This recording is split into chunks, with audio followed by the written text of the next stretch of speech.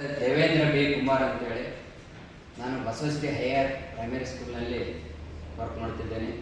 ಈಗ ನಾನು ಸಾಮಾನ್ಯ ಜ್ಞಾನ ಜನರಲ್ ನಾಲೆಜ್ ಕುರಿತು ಈಗ ಚರ್ಚಿಸುತ್ತಿದ್ದೇನೆ. ಪ್ರತಿಯೊಂದು ಎಕ್ಸಾಮ್ಗಳಲ್ಲಿ ಪರೀಕ್ಷೆಗಳಲ್ಲಿ ಸಾಮಾನ್ಯ ಜ್ಞಾನ ಇದ್ದೇ ಇರುತ್ತದೆ. ಅದರಲ್ಲಿ ನಾವು ಇಲ್ಲಿ ಸ್ಕೂಲ್ನಲ್ಲಿರ್ತಕ್ಕಂಥ 5ನೇ ತರಗತಿಯಿಂದ 6ನೇ ತರಗತಿಗೆ ಹೋಗ್ತಕ್ಕಂಥ ಪ್ರವೇಶ ಪಡೆದಿರ್ತಕ್ಕಂಥ ಮಕ್ಕಳಿಗೆ ಎಕ್ಸಾಮ್ನಲ್ಲಿ ಅಂದರೆ ಮೊರಾರ್ಜಿ ಆಗಿರ್ಬೋದು, ಆದರ್ಶ ಆಗಿರ್ಬೋದು, ಕಿತ್ತೂರು, ಸೈನಿಕ, ಮುದ್ದೇನಹಳ್ಳಿ ಮುಂತಾದ ವಸತಿ ನಿಲಯಗಳಿಗೆ ಅದರಲ್ಲಿ ಸಾಮಾನ್ಯ ಜ್ಞಾನ ಅತ್ಯವಶ್ಯಕವಿದೆ. ಈಗ ನಾನು ಸಾಮಾನ್ಯ ಜ್ಞಾನ ಬಗ್ಗೆ ಚರ್ಚಿಸುತ್ತಿದ್ದೇನೆ. ಮೊದಲದಾಗಿ ಸಸ್ಯಗಳು ಹಸಿರಾಗಿರೋ ಪತ್ರ ಇರುತ್ತೆ ಅಂತ ಹೇಳ್ತಾರೆ. ಸಸ್ಯಗಳು ಹಸಿರಾಗಲು ಏನು ಕಾರಣಪ್ಪ ಅಂದರೆ ಪತ್ರ ಇರುತ್ತೆ, ಅದರಲ್ಲಿ ಹಸಿರು ಒಣಗಿರುತ್ತೆ. ಹಾಗೆ ಅದಕ್ಕಾಗಿ ಏನು ಮಾಡ್ತಾವೆ, ಪ್ರತಿಯೊಂದು ಸಸ್ಯಗಳು ನಮಗೆ ಹಸಿರಾಗಿ ಕಾಣ್ತವೆ. ಸಸ್ಯಗಳ ಬಗ್ಗೆ ಮೊದಲ ಬಗ್ಗೆ ಯಾರಪ್ಪ ಅಂದರೆ ಸರ್ ಜಗದೀಶ್ ಚಂದ್ರ ಬೋಸ್ ಅವರು ಅಧ್ಯಯನ ಮಾಡ್ತಾರೆ. ಸಸ್ಯಗಳು ಕೂಡ ಏನು ಮಾಡ್ತಪ್ಪ ಅಂದ್ರೆ ಬೆಳವಣಿಗೆ ಆಗುತ್ತವೆ, ವಿಸರ್ಜಿಸುತ್ತವೆ, ಆಮೇಲೆ ಆಹಾರನ ಸೇವಿಸುತ್ತವೆ ಅಂತ ತೋರಿಸಿಕೊಟ್ಟರು ಮೊದಲಿಗೆ ಯಾರಪ್ಪ ಅಂದರೆ ಸರ್ ಜಗದೀಶ್ ಚಂದ್ರ ಬೋಸ್ ಅವರು. ಸಸ್ಯದ ಬೆಳವಣಿಗೆಯನ್ನು ಕುರಿತು ಒಂದು ಮಾಪನವನ್ನು ಕಂಡುಹಿಡಿದ್ದಾರೆ, ಅದು ಕ್ರೆಸ್ಕೋಗ್ರಾಫರ್. ಸಸ್ಯಗಳು ಏನು ಮಾಡ್ತಪ್ಪ ಅಂದರೆ ಕಾರ್ಬನ್ ಡೈಆಕ್ಸೈಡ್ ಅನ್ನು ತಮ್ಮ ಉಸಿರಾಟಕ್ಕೆ ಬಳಸಿಕೊಂಡು ಆಕ್ಸಿಜನ್ ಅಂದರೆ ಆಮ್ಲಜನಕವನ್ನು ಬಿಡುಗಡೆ ಮಾಡುತ್ತವೆ. ಆ ಬಿಡುಗಡೆ ಮಾಡತಕ್ಕಂಥ ಆಮ್ಲಜನಕವನ್ನು ನಾವು ಜೀವಿಗಳಾದ ಮಾನವರು ಏನು ಮಾಡ್ತವೆ ಅಂದರೆ ಉಸಿರಾಡಲು ಬಳಸುತ್ತೇವೆ. ಸಸ್ಯಗಳು ಉಸಿರಾಟ ಅಂಗ ಯಾವುದಪ್ಪ ಅಂದರೆ ಪತ್ರರಂಧ್ರಗಳು ಅಂತ ಹೇಳಲಾಗುತ್ತೆ. ಸಸ್ಯವು ತನ್ನ ಆಹಾರವನ್ನು ತಾನೇ ತರಿಸಿಕೊಳ್ಳುತ್ತದೆ. ಅದಕ್ಕೆ ಏನಂತ ಕರೀತಾರೆ ಅಂದ್ರೆ ಸುಪೋಷಕಗಳೆಂದು ಕರೆಯಲಾಗುತ್ತೆ. ಸಸ್ಯಗಳು ಬೇರುಗಳ ಮುಖಾಂತರ ಎಲ್ಲ ಭಾಗಗಳಿಗೆ ನೀರನ್ನು ಸಾಗಿಸುತ್ತದೆ. ಇದಕ್ಕೆ ಜೈಲಮ್ ಎಂದು ಕರೆಯುತ್ತಾರೆ. ಸಸ್ಯಗಳು ಬೇರುಗಳ ಮುಖಾಂತರ ಸಸ್ಯಗಳ ಎಲ್ಲ ಭಾಗಗಳಿಗೆ ಆಹಾರವನ್ನು ಸಾಗಿಸುತ್ತದೆ. ಇದಕ್ಕೆ ಫ್ಲೋಯಮ್ ಎಂದು ಕರೆಯಲಾಗುತ್ತೆ. ಸಸ್ಯಗಳಲ್ಲಿ ಆಹಾರ ಎಲ್ಲಿ ತಯಾರಾಗುತ್ತೆ ಅಂದರೆ ಎಲೆಗಳಲ್ಲಿ ತಯಾರಾಗುತ್ತೆ. ರಕ್ತ ಕೆಂಪಾಗಿರಲು ಕಾರಣ ಏನಪ್ಪ ಅಂದರೆ ಹಿಮೋಗ್ಲೋಬಿನ್. ಮಾನವ ದೇಹ ರಕ್ತ ಕೆಂಪಾಗಿರಲು ಕಾರಣ ಏನಪ್ಪ ಅಂದರೆ ಅದರಲ್ಲಿ ನಾವು ಹಿಮೋಗ್ಲೋಬಿನ್ ಎಂಬುದು ವರ್ಣಕ್ಕೆ ಇರುತ್ತದೆ. ಆ ಹಿಮೋಗ್ಲೋಬಿನ್ ನಲ್ಲಿ ಹೆಚ್ಚಾಗಿ ಯಾವುದಿರಪ್ಪ ಅಂದ್ರೆ ಕಬ್ಬಿಣಾಂಶ ಇರುತ್ತದೆ. ಸಾಮಾನ್ಯವಾಗಿ ಮಾನವ ದೇಹದ ರಕ್ತವು ವಯಸ್ಕರಲ್ಲಿ 5.6 ಲೀಟರ್ ಅಷ್ಟು ರಕ್ತ ಇರುತ್ತದೆ.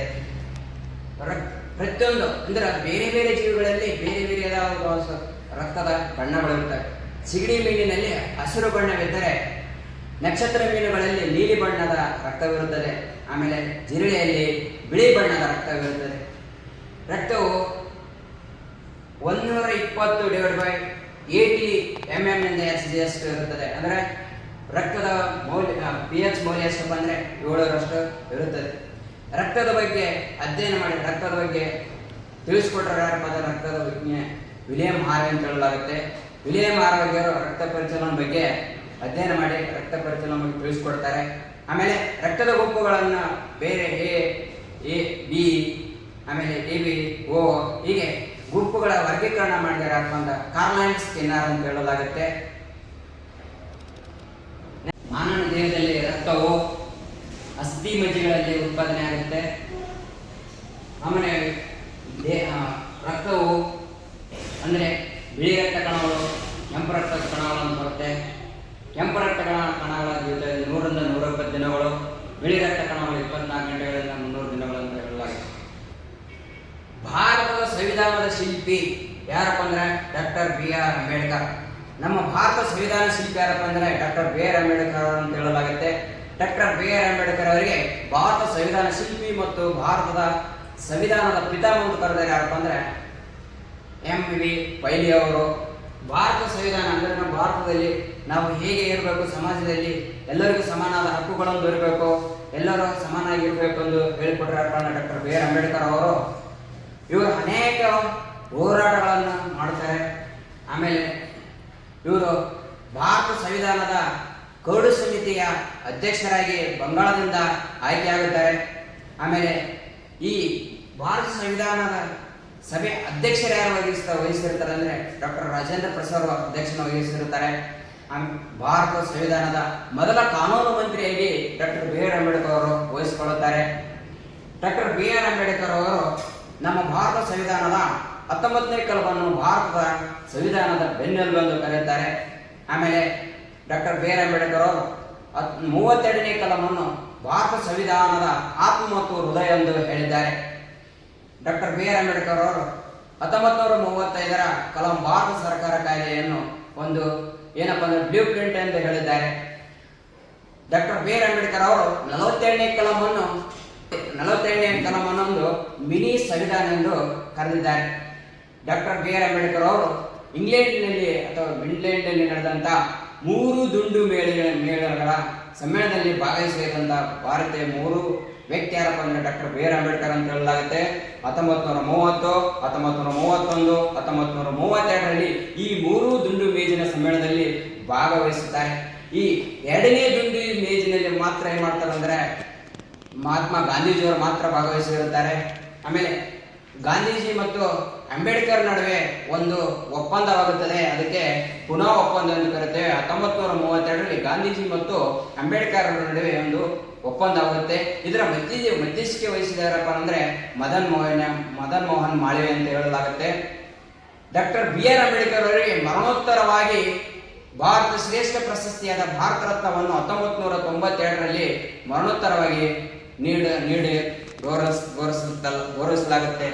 ಮಹಾತ್ಮ ಎಂದು ಕರೆದವರು ಯಾರಪ್ಪ ಅಂದ್ರೆ ರವೀಂದ್ರನಾಥ್ ಟ್ಯಾಗೋರ್. ಗಾಂಧೀಜಿಗೆ ಮಹಾತ್ಮ ಎಂದು ಕರೆದವರು ಯಾರಪ್ಪ ಅಂದ್ರೆ ರವೀಂದ್ರನಾಥ್ ಟ್ಯಾಗೋರ್. ಗಾಂಧೀಜಿಯವರು 1869 ಅಕ್ಟೋಬರ್ 2ರಂದು ಗುಜರಾತ್ನ ಪೋರ್ಬಂದರಿನಲ್ಲಿ ಜನಿಸಿದರು. ತಂದೆ ಕರ್ಮಚಂದ್ರ ಗಾಂಧಿ, ತಾಯಿ ಪುತ್ಳಿಬಾಯಿ, ಇವರ ಹೆಂಡತಿ ಕಸ್ತೂರ್ಬಾ. ಇವರ ಮಕ್ಕಳು 4: ಹರಿಲಾಲ್, ರಾಮ್ಲಾಲ್.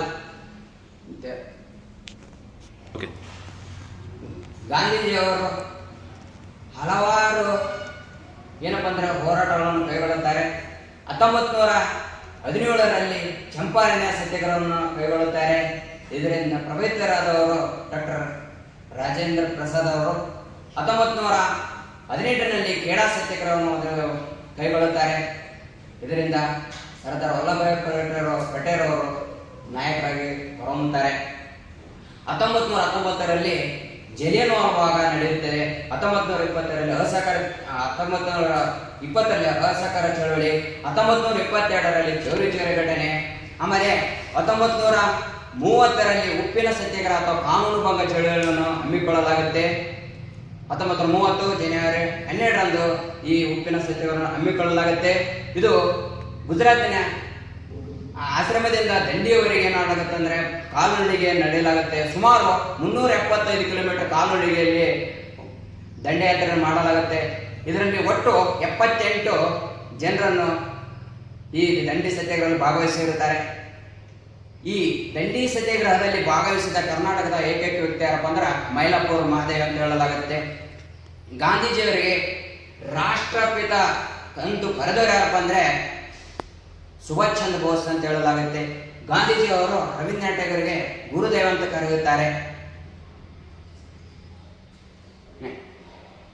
ಜ್ಞಾನಪೀಠ ಪ್ರಶಸ್ತಿ ಪಡೆದ ಮೊದಲ ಕನ್ನಡ ಕವಿ ಯಾರಪ್ಪ ಅಂದ್ರೆ ಕುವೆಂಪು ಅಂತ ಹೇಳಲಾಗುತ್ತೆ. ಈ ಜ್ಞಾನಪೀಠ ಪ್ರಶಸ್ತಿಯನ್ನು 1965ರಲ್ಲಿ ಸ್ಥಾಪಿಸಲಾಗುತ್ತೆ. ಈ ಜ್ಞಾನಪೀಠ ಪ್ರಶಸ್ತಿಯನ್ನು ಭಾರತದ ಸಾಹಿತ್ಯ ಕ್ಷೇತ್ರದಲ್ಲಿ ಅತ್ಯುನ್ನತ ಸಾಧನೆ ಮಾಡಿದಕ್ಕಂತ ಯಾರಪ್ಪ ಅಂದ್ರೆ ಅವರು ಗುರುತಿಸಿ ಈ ಪ್ರಶಸ್ತಿಯನ್ನು ಕೊಡಮಾಡಲಾಗುತ್ತೆ. ಈ ಪ್ರಶಸ್ತಿಯನ್ನು ಪಡೆದ ಮೊದಲಿಗರ ಯಾರಪ್ಪ ಅಂದ್ರೆ ಜಿ ವಿ ಕುರುಪರವರು. ಈ ಪ್ರಶಸ್ತಿಯನ್ನು ಸ್ವೀಕರಿಸಿದ ಮೊದಲ ಮಹಿಳೆ ಯಾರಪ್ಪ ಅಂದ್ರೆ ಆಶಾ ಪೂರ್ಣದೇವಿರವರು. ಈ ಪ್ರಶಸ್ತಿಯನ್ನು ಪಡೆದಂತ ನಮ್ಮ ಕನ್ನಡದ ಮೊದಲ ಕವಿ ಯಾರಪ್ಪ ಅಂತ ಹೇಳಿದ್ರೆ ಕುವೆಂಪುರವರು 1967ರಲ್ಲಿ ಪ್ರಶಸ್ತಿಯನ್ನು ಪಡೆದರೆ, ಅದು ಶ್ರೀರಾಮಾಯಣ ದರ್ಶನಂ ಕೃತಿಗೆ. ಆಮೇಲೆ ದರಾ ಬೇಂದ್ರೆ ಅವರು 4 ತಂತಿ ಎಂಬ ಕೃತಿಗೆ 1973ರಲ್ಲಿ ಈ ಪ್ರಶಸ್ತಿಯನ್ನು ನೀಡಲಾಗುತ್ತೆ. ಆಮೇಲೆ ಶಿವರಾಮ್ ಕಾರಂತಿ ಅವರಿಗೆ ಮುಖರ್ಜಿ ಕನಸುಗಳು 1977ರಲ್ಲಿ ಪ್ರಶಸ್ತಿ ನೀಡಲಾಗುತ್ತೆ. ಆಮೇಲೆ ಮಾಸ್ತಿ ವೆಂಕಟೇಶ್ ಅಯ್ಯಂಗಾರ್ ಅವರಿಗೆ ಚಿಕ್ಕ ವೀರ ರಾಜೇಂದ್ರ ಕೃತಿಗೆ ಈ ಪ್ರಶಸ್ತಿಯನ್ನು 1983ರಲ್ಲಿ ನೀಡಲಾಗುತ್ತೆ. ಆಮೇಲೆ ವಿಕ್ರು ಗ್ರೋಕಾಕ್ ಅವರಿಗೆ ಭಾರತ ಸಿಂಧು ರಶ್ಮಿ ಈ ಕೃತಿಗೆ ಏನ್ ಮಾಡಲಾಗುತ್ತೆ ಅಂದ್ರೆ 1990ರಲ್ಲಿ ಪ್ರಶಸ್ತಿಯನ್ನು ನೀಡಲಾಗುತ್ತೆ. ಆಮೇಲೆ ಯುವ ಅನಂತ್ ಮೂರ್ತಿ ಅವರಿಗೆ 1994ರಲ್ಲಿ ಸಮಗ್ರ ಸಾಹಿತ್ಯ ಕೃತಿಗೆ ಪ್ರಶಸ್ತಿ ನೀಡಲಾಗುತ್ತೆ. ಆಮೇಲೆ ಗಿರೀಶ್ ಕಾರ್ನಾಡ್ ಅವರಿಗೆ ಸಮಗ್ರ ಸಾಹಿತ್ಯಕ್ಕೆ 1998ರಲ್ಲಿ ಪ್ರಶಸ್ತಿ ಮಾಡಲಾಗುತ್ತೆ. ಪ್ರಸ್ತುತ ಇವಾಗ ಚಂದ್ರಶೇಖರ್ ಕಂಬಾರ್ ಅವರಿಗೆ 2010ರಲ್ಲಿ ಸಮಗ್ರ ಸಾಹಿತ್ಯಕ್ಕೆ ಪ್ರಶಸ್ತಿಯನ್ನು ನೀಡಲಾಗುತ್ತೆ. ಈ ಪ್ರಶಸ್ತಿಯನ್ನು ಪಡೆದಂತ ಅತಿ ಹೆಚ್ಚು ಪ್ರಶಸ್ತಿ ಪಡೆದ ಯಾವುದು ಜ್ಞಾನಪೀಠ ಪ್ರಶಸ್ತಿ ಪಡೆದಂಥದ್ದು ಯಾವಪ್ಪ ಅಂದರೆ ಹಿಂದಿ ಭಾಷೆ ಅಂತ ಹೇಳಲಾಗುತ್ತೆ. ನಮ್ಮ ಕನ್ನಡ ಭಾಷೆ ಎರಡನೇ ಭಾಷೆ ಈ ಪ್ರಶಸ್ತಿಯನ್ನು ಪಡೆದ ಕನ್ನಡ ಭಾಷೆ ಎಂದು ನಮಗೆ ಬಹಳ ಹೆಮ್ಮೆ ಅನ್ನಿಸ್ತದೆ. ಕುವೆಂಪು ಅವರವರು ರಸಋಷಿ ಅಂತ ಕರೆಯಲಾಗುತ್ತೆ.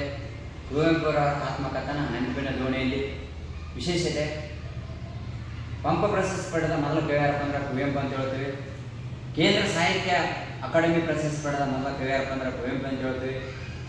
ಆಮೇಲೆ ಕರ್ನಾಟಕದ ಶ್ರೇಷ್ಠ ಪ್ರಶಸ್ತಿಯಾದ ಕರ್ನಾಟಕ ರತ್ನ ಪ್ರಶಸ್ತಿ ಪಡೆದ ಮೊದಲ ಕವಿ ಯಾರಪ್ಪ ಅಂದರೆ ಕುವೆಂಪು ಅಂತ ಹೇಳಲಾಗುತ್ತೆ. ಇವರು ಕನ್ನಡದ ಎರಡನೇ ರಾಷ್ಟ್ರ ಕವಿಯಾಗಿದ್ದಾರೆ. ಮೊದಲನೇ ರಾಷ್ಟ್ರಕವಿ ಎಂ ಗೋವಿಂದಪ್ಪ ಅಂತ ಹೇಳಿದ್ರೆ, ಎರಡನೇ ರಾಷ್ಟ್ರಕವಿ ಕುವೆಂಪು ಅಂತ ಹೇಳಲಾಗುತ್ತೆ. ಮೂರನೇ ರಾಷ್ಟ್ರಕವಿ GS ರುದ್ರಪ್ಪ ಅಂತ ಹೇಳಲಾಗುತ್ತೆ. ಕಂಪ್ಯೂಟರ್ ಕನ್ನಡ ವಿಜ್ಞಾನ ಯಾರಪ್ಪ ಅಂದ್ರೆ ಚಾರ್ಲ್ಸ್ ಬೇಬೇಜ್. ಕಂಪ್ಯೂಟರ್ಗಾದ ಗಣಕ ಕಂಪ್ಯೂಟರ್ದ ಪಿತಾಮಹ ಯಾರು ಕರೀತಾರೆ ಅಂದ್ರೆ ಚಾರ್ಲ್ಸ್ ಬೇಬೇಜ್ ಅನ್ನು ಕರೆಯಲಾಗುತ್ತೆ. ಇವರು ಕಂಪ್ಯೂಟರ್ ಬಗ್ಗೆ ಮೊದಲ ಕಂಪ್ಯೂಟರ್ ಹೆಸರು ಅಬಕಾಸ್ ಅಂತ ಹೇಳಲಾಗುತ್ತೆ. ಆಮೇಲೆ ಹಲವಾರು ಸಂಸ್ಥೆಗಳು ಈಗ ಪ್ರತಿಯೊಂದು ಯಜಮಾನಲ್ಲಿ ಒಂದು ಕಂಡುಹಿಡಿದಂಥ ಸಂಶೋಧನೆ ಮಾಡಿದಂಥ ವ್ಯಕ್ತಿಗಳ ಹೆಸರು ಕೇಳ್ತಾರೆ. ಅದರಲ್ಲಿ ಬಲ್ಬ್ ಕಂಡುಹಿಡಿದ ವಿಜ್ಞಾನ ಯಾರಪ್ಪ ಅಂದ್ರೆ ಥಾಮಸ್ ಅಲ್ವಾ ಎಡಿಸನ್. ಆಮೇಲೆ ಮೊಬೈಲ್ ಕಂಡುಹಿಡಿದ ಯಾರಪ್ಪ ಅಂದ್ರೆ ಮಾರ್ಟಿನ್ ಕೂಪರ್. ಅದೇ ರೀತಿ ಈ ಟಿವಿಯನ್ನು ಕಂಡುಹಿಡಿದವರು ಜಾನ್ ಲೋಗಿ ಬೆಹ್ರ್ಡ್. ರೇಡಿಯೋ ಕಂಡುಹಿಡಿದ ವಿಜ್ಞಾನಿ ಮಾರ್ಕೋನಿ. ಹೀಗೆ ಒಂದೊಂದು ವ್ಯಕ್ತಿಯ ಸಂಶೋಧನೆ ಬಗ್ಗೆ ಕುರಿತು ಹಲವಾರು ಈ ಎಕ್ಸಾಮ್ಗಳಲ್ಲಿ ಕೇಳುತ್ತಿದ್ದಾರೆ. ಬಸವಣ್ಣನವರ ವಚನಗಳ ಅಂಕಿತನಾಮ. ಬಸವಣ್ಣವರು 12ನೇ ಶತಮಾನ ಅಂದರೆ ಅದರ ವಚನ ಸಾಹಿತ್ಯ ವಚನ ಯುಗ ಅಂತ ಕರೆಯಲಾಗುತ್ತೆ. ಯಾಕಂದ್ರೆ ಬಸವಣ್ಣನವರು 12ನೇ ಶತಮಾನದಲ್ಲಿ ವಚನ ಸಾಹಿತ್ಯ, ಸಾಮಾಜಿಕ ಕಳಕಳಿ, ಸಮಾಜದಲ್ಲಿ ತೊಡಕುಗಳು, ಸಮಾಜದಲ್ಲಿ ಸಮಾನವಾಗಿ ಎಲ್ಲರನ್ನು ಕಾಣಬೇಕು ಅಂತ ತೋರಿಸ್ಕೊಟ್ರೆ ಯಾಕಂದ್ರೆ ಬಸವಣ್ಣನವರು ಒಂದು ಅನುಭವ ಮಂಟಪವನ್ನು ಕಲ್ಯಾಣದಲ್ಲಿ ಅನುಭವ ಮಂಟಪವನ್ನು ಸ್ಥಾಪಿಸುತ್ತಾರೆ. ಆ ಅನುಭವ ಮಂಟಪಕ್ಕೆ ಅಲ್ಲಂ ಪ್ರಭುಗಳನ್ನು ಅಧ್ಯಕ್ಷರಾಗಿ ನೇಮಕ ಮಾಡುತ್ತಾರೆ. ಈ ಅನುಭವ ಮಂಟಪದಲ್ಲಿ ಅಕ್ಕಮಹಾದೇವಿ, ಅಲ್ಲಂ ಪ್ರಭುಗಳು ಮುಂತಾದ ವಚನಕಾರರು ಇರ್ತಾರೆ. ಕನ್ನಡದ ಮೊದಲ ಕವಯಿತ್ರಿ ಯಾರಪ್ಪ ಅಂದ್ರೆ ಅಕ್ಕಮಹಾದೇವಿ ಅಂತ ಹೇಳಲಾಗುತ್ತೆ. ಅಕ್ಕಮಹಾದೇವರ ವಚನಗಳ ಅಂಕಿತನಾಮ ಚೆನ್ನಮಲ್ಲಿಕಾರ್ಜುನ. ಆಮೇಲೆ ಅಲ್ಲೋಮ ಪ್ರಭುಗಳ ವಚನಗಳ ಅಂಕಿತನಾಮ ಗುಹೇಶ್ವರ. ಆಮೇಲೆ ಜೇಡರದಾಸಮಯ ಅಮರನಾಥ. ಆಮೇಲೆ ಕನ್ನಡದ ಮೊದಲ ವಚನಕಾರ ಯಾರಪ್ಪ ಅಂದ್ರೆ ಜೇಡರದಾಸಮಯ ಅಂತ ಹೇಳಲಾಗುತ್ತೆ. ಕನ್ನಡದ ವಚನಗಳ ಪಿತಾಮಹ ಯಾರಪ್ಪ ಅಂದ್ರೆ ಫೋಗು ಹಳೆಕಟ್ಟೆ ಅಂತ ಹೇಳಲಾಗುತ್ತೆ. ಹಲವಾರು ಆಯ್ದಕ್ಕಿ ಲಕ್ಕಮ್ಮರವರ ವಚನಗಳ ಅಂಕಿತ ನಾಮ ಮಾರಯ್ಯ ಪ್ರಿಯ ಅಮರೇಶ್ವರ ಲಿಂಗ ಎಂದು ಹೇಳಲಾಗುತ್ತೆ. ಥ್ಯಾಂಕ್ ಯು, ಧನ್ಯವಾದಗಳು.